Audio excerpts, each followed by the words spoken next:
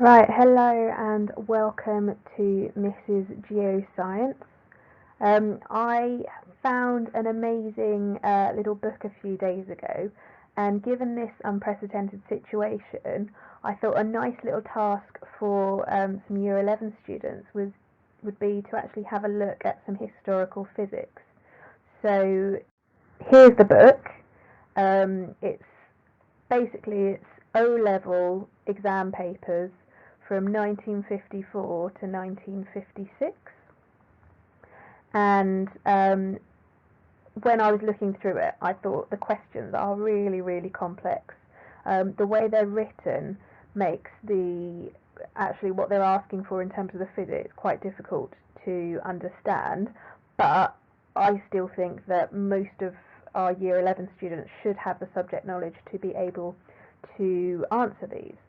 So I prepared this mini presentation. There are 3 of the questions.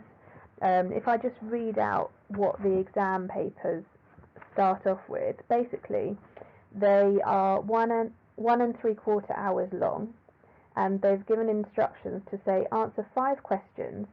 Of these, at least 1 must be from the section on mechanics, and then illustrate your answers by diagrams wherever these will make your answers clearer, and mathematical tables are provided.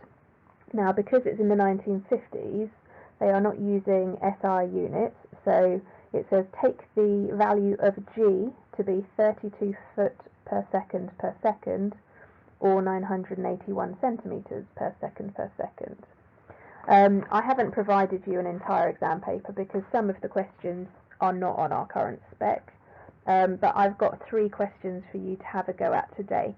So why don't you take them down yourself, maybe work them out yourself, and I'd love to hear from you how you got on. You can send them to me on Twitter at Mrs. Geoscience, or in the comments below this video. So, question 1 is state the parallelogram of forces rule and describe how you would test this rule experimentally. And then we've got this diagram here.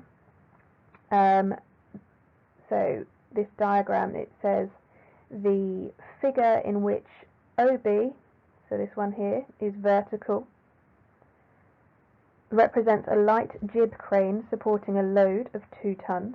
So the load is here, obviously. The length of the jib OA is 8 foot, so that's this one here.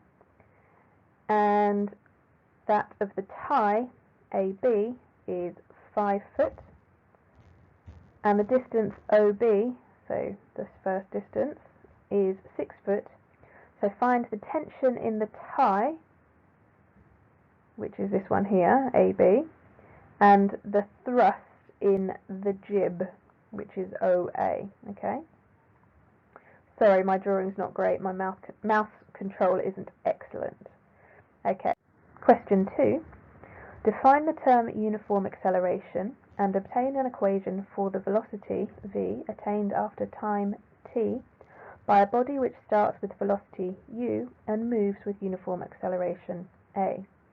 State one set of units in which each quantity appearing in the equation might be measured. And then a batsman skied a ball vertically, and 3 seconds later it was caught by the wicket-keeper at the same level as its starting point. How high did it rise? So this requires you to know an equation which I think is currently provided to our physics students, at least it is in the AQA paper, but it also requires you to have some sort of knowledge of cricket, which is obviously, well, it just goes to show who would have been sitting O-levels back in the 1950s, i.e. people who had a lot of access to sports like cricket, versus now where everybody is expected to sit our GCSEs, no matter what their background. So, interesting. And question 3, describe the processes of conduction, convection and radiation and give 1 practical example of each. How would you show that copper is a better conductor of heat than iron? Okay, so that's the 3 questions I've given you today. If you like these, I will do more of them. and I'm going to plan to give you the answers to these questions, because they are printed in the book, so thank goodness I won't have to work them out myself. But I plan to give you the answers to the questions later on this week, probably on Friday. Okay, so enjoy, good luck, and I'll look forward to seeing your results.